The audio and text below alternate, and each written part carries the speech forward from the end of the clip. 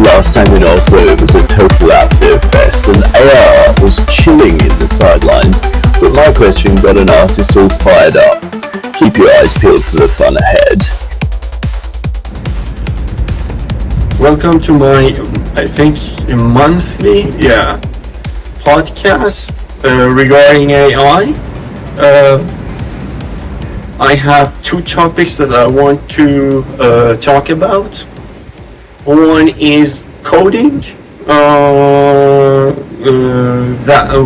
was mentioned in Oslo Kreative AI, how to be a super user, and basically what AI is, and how you can develop super user skills. That's one.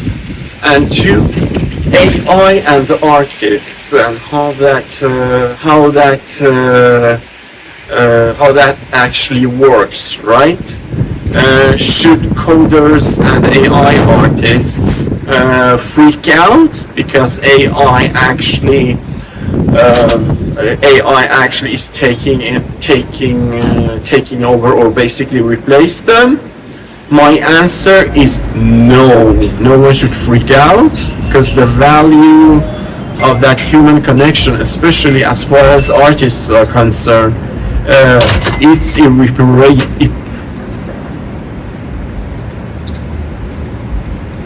irreplaceable. Huh? So that's a feeling AI cannot create, that human connection. Now on to part one. So you managed to keep up so far, huh? Make sure to like, subscribe and comment. Hateful comments are welcomed as well. Hehe.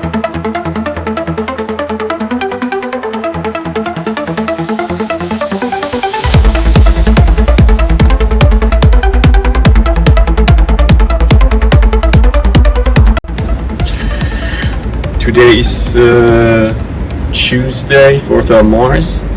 Hi guys, and welcome to my stream. I've been now in Oslo Kreative AI, and we have gone through AI and coding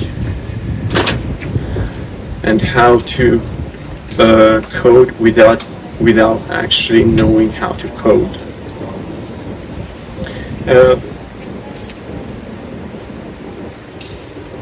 When you work with AI, you actually do not understand. You just do stuff. So I think one has to basically just ask a question and ask the following question: what is AI? Based on this question, I'm going to tell you a story from the event.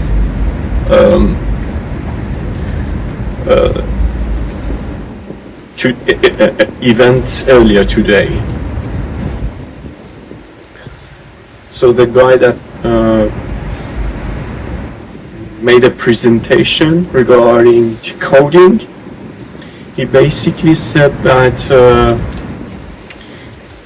he had a team of 15 developers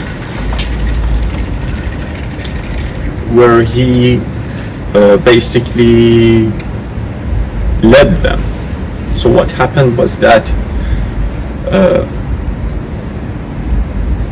the AI softwares that he used to create apps, because the team of the developer teams that worked with him,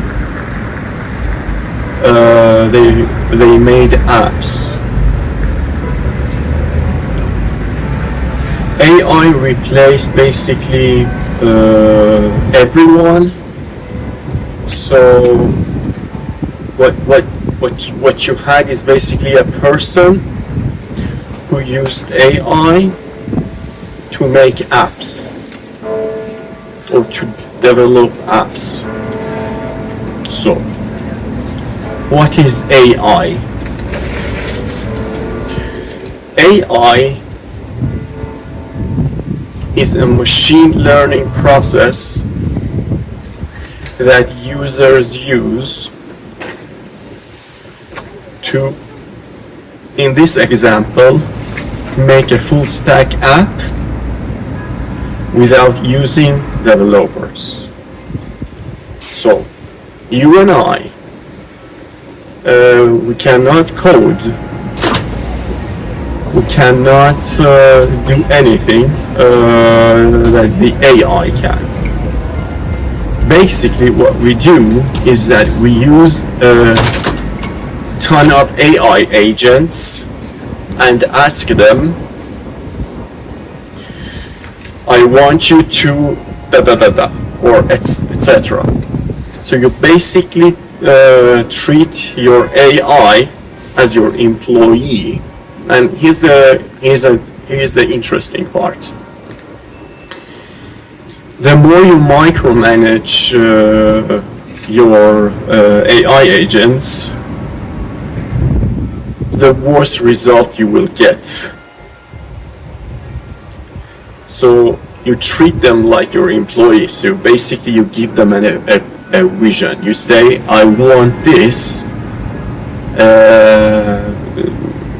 like a really ambitious project, and the AI basically scale it down and uses the softwares that it needs in order to create the full stack app.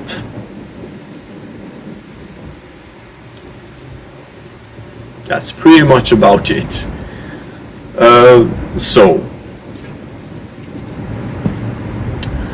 how does an AI super user, if you can use this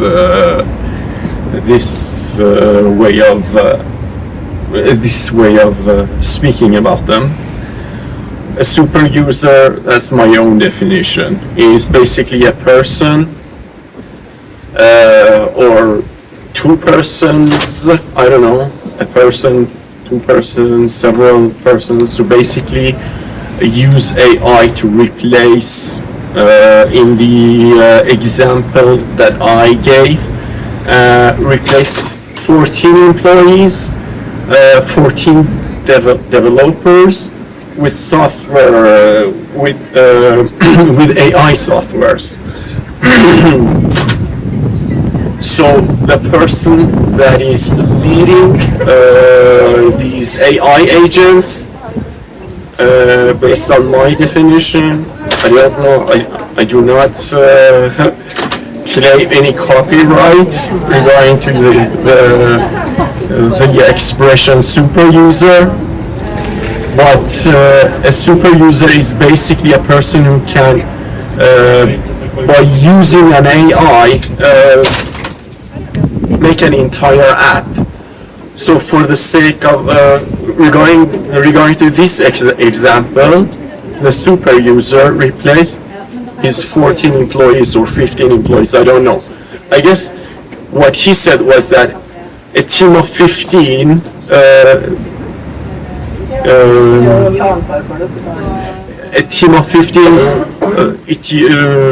he used, wait, what was he saying? He said an app that demanded a team of 15 persons now can be basically be made or created by AI with one single super user, something like that. Yeah. So how does a super user manage to replace several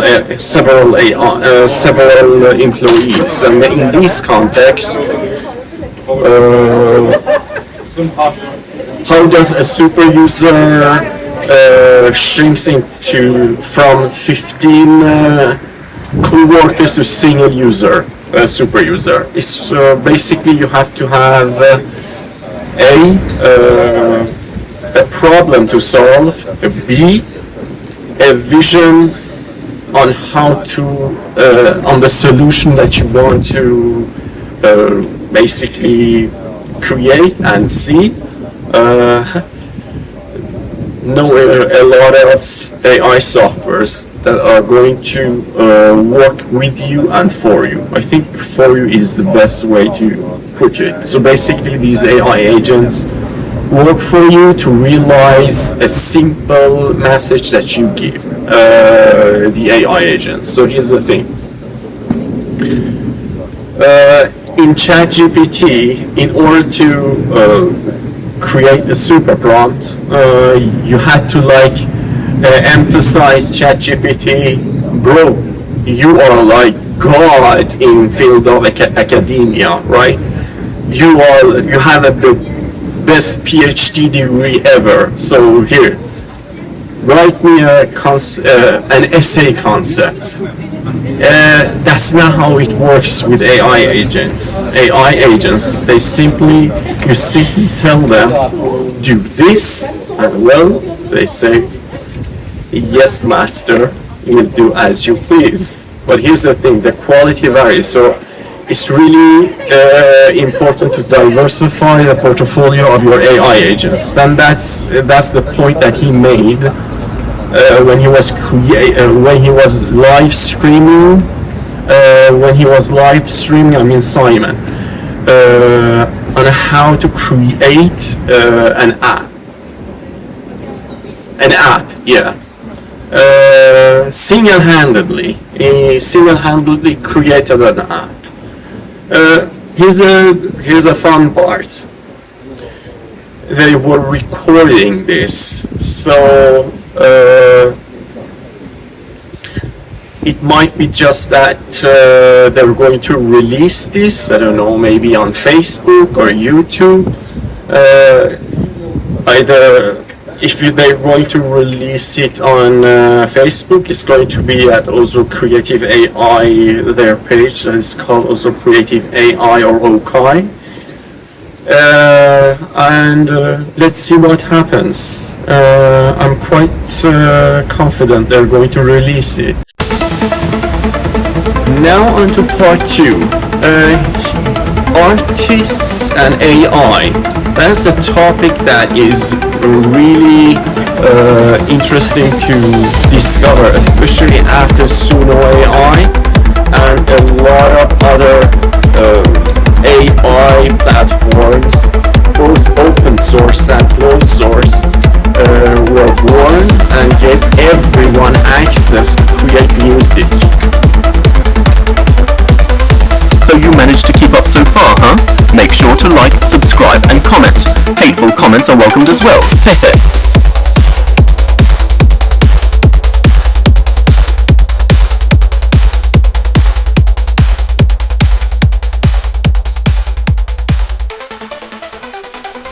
I think the best use cases of AI is to use AI as your employee, as your assistant, rather than using it as your employee. Because one of the audiences, and here's the reason I think that one of the audiences that actually suggested to create an app. She was invited on the scene to talk to one of the talk on the scene, not as in shape of an interview. I think the guy, he was called Björn. The interview was conducted in English, not relevant. And there was something that was quite interesting that she said. She said, I'm an artist. I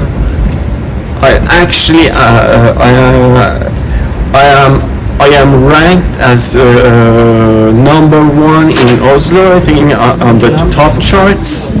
And it's kind of freaking me out that it's so simple to basically create music by AI. But here's the thing that I would say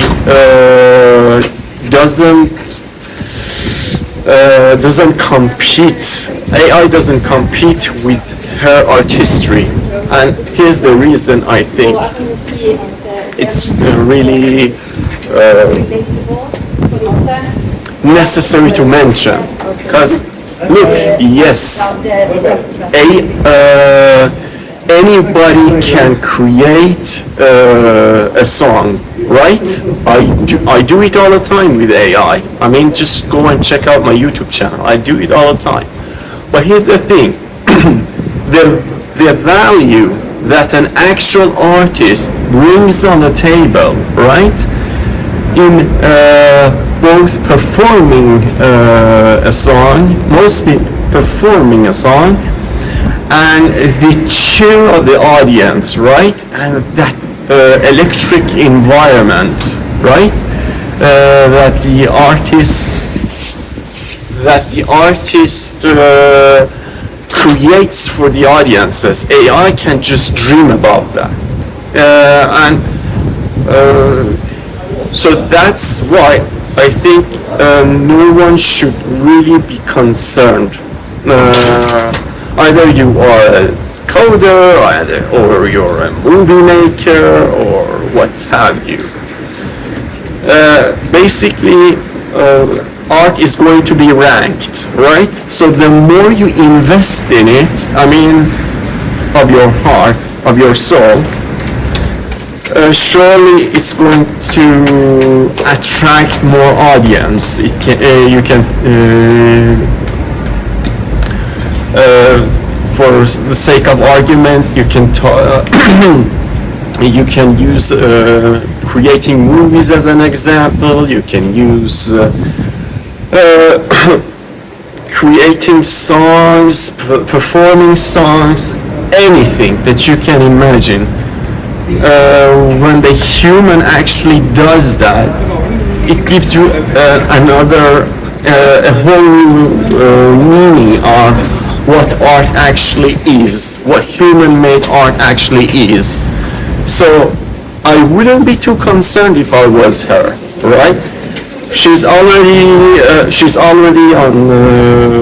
on top of her game. So no AI artist will compete with her. Not even close. Because again, the human connection that artists have with their fans, AI cannot have that human connection. So I don't know why people are freaking out, right? Basically, you're going to have shit art, and you are going to have great art. Shit art is what is really easily reproduced and is accessible for all, and great art is when it is difficult to create and isn't as accessible for everybody to create. So really, you shouldn't be concerned at all. Or at least if you're a pro, you shouldn't concern yourself with that stuff. So you managed to keep up so far, huh? Make sure to like, subscribe and comment. Hateful comments are welcomed as well. Hehe.